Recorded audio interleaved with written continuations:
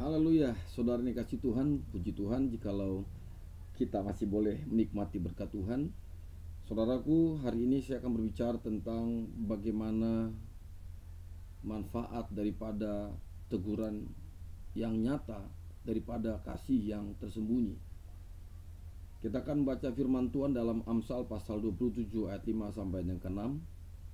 Lebih baik teguran yang nyata-nyata daripada kasih yang tersembunyi. Seorang kawan memukul dengan maksud baik, tetapi seorang lawan mencium secara berlimpah-limpah. Saudaraku ini kasih Tuhan, saya akan berbicara tentang menegur karena kasih dan membiarkan akan membuat orang terjerumus. Sekali lagi, menegur karena kasih dan membiarkan akan membuat orang terjerumus. Atau dalam bahasa Bataknya demikian saudara, risi-risi hatani jolma, lambok-lambok hatani begu. Saudaraku yang dikasih Tuhan, menegur adalah sebuah tindakan yang mengandung banyak risiko. Sangat dibutuhkan kasih bila kita ingin menegur seseorang. Karena banyak sekali seseorang ketika ditegur, ia mulai menunjukkan ekspresif yang tidak suka, yang tidak senang. Karena banyak sekali ketika seorang menegur, yang lainnya dalam keadaan marah atau emosional. Lalu bagaimana saudara cara menegur yang baik? Amsal pasal 27 ayat 5a dikatakan lebih baik teguran yang nyata-nyata. Maksudnya apa saudara?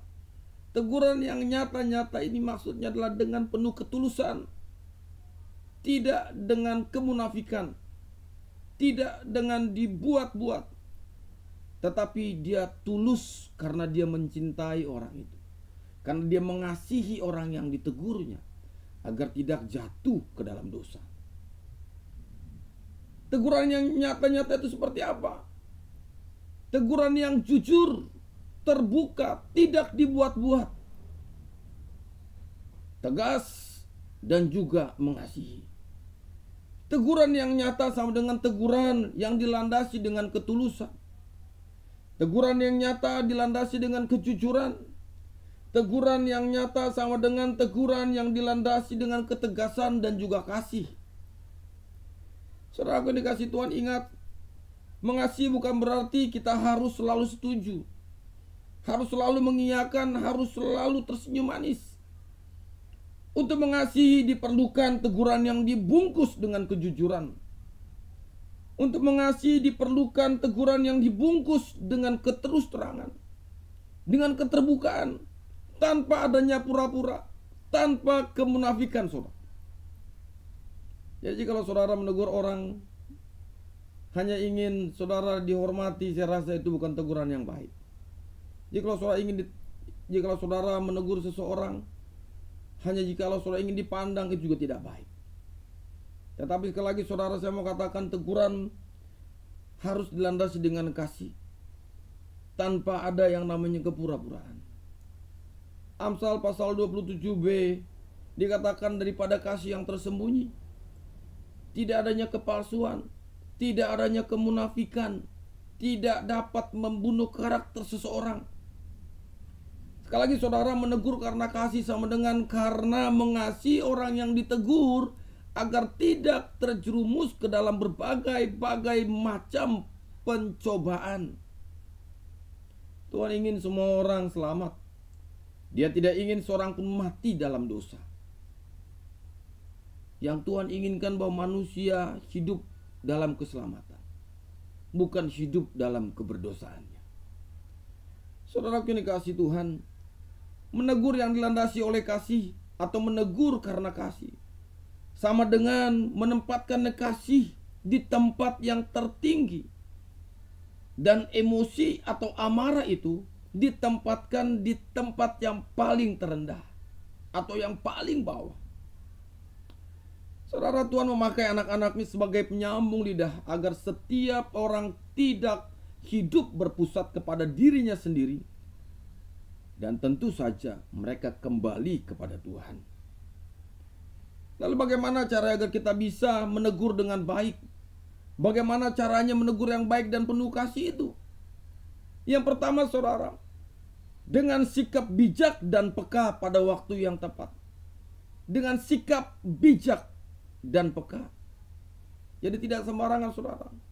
Tidak ketika waktu saya tidak suka dengan seseorang, hari itu juga saya tegur dia, hari itu juga saya marahi dia. Tidak demikian. Tapi kita harus lihat situasi yang tepat. Kita juga harus bijaksana. Ini baik atau tidak. Menegur, Alkitab katakan dalam Matius pasal 18 ayat 15, menegur dengan empat mata. Jangan menegurnya di tempat umum. Kenapa saudara? Kita harus menjaga perasaan seseorang. Jagalah perasaan dengan tidak mempermalukan orang di depan umum. Yang dikatakan Matius pasal 18-15 ini saudara, menegur dengan empat mata. Lalu kita juga harus menegur dengan rendah hati. Dan tentunya kita mau menolong orang tersebut. Sadarilah bahwa Anda juga bisa jatuh dalam dosa. Sadarilah bahwa Anda juga bisa jatuh dalam kesalahan. Bahwa Anda juga rapuh. Semua orang bisa berpeluang melakukan kesalahan. Lalu kita juga menegur orang dengan motivasi yang tulus.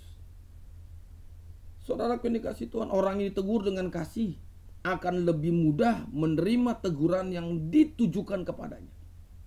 Dan akibatnya kemungkinan untuk yang bersangkutan berubah menjadi lebih besar. Sebaliknya saudara, bila kita menegur dengan tidak berlandaskan kasih, apa yang terjadi? Hasilnya adalah pertengkaran. Hasilnya adalah percekcokan. Hasilnya adalah pertikaian.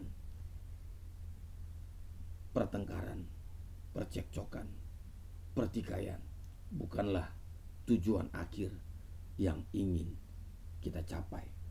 Saudara yang dikasihi Tuhan, sekali lagi saya mau katakan kepada kita semua, lebih baik teguran yang nyata-nyata daripada kasih yang tersembunyi. Seorang kawan memukul dengan maksud baik, tetapi seorang lawan mencium secara berlimpah-limpah. Saudaraku, mari biarlah melalui renungan yang singkat ini kita mau mengekspresifkan, melakukan, menindaklanjuti firman Tuhan ini dengan baik. Sehingga melalui kehidupan kita saudara, ada banyak orang yang diberkati oleh Tuhan. Ada banyak orang yang merasakan karya Tuhan yang ajaib. Lakukan ini saudara. Sekali lagi, teguran yang nyata harus dilandasi dengan kasih, dengan ketulusan, bukan dengan kepura-puraan, bukan dengan kemunafikan, tetapi harus dengan kasih Tuhan. Oleh sebab itu saudara yang kasih Tuhan, mari kita lakukan ini. Kita mau menjadi pelaku-pelaku firman Tuhan. Tuhan Yesus memberkati. Amin.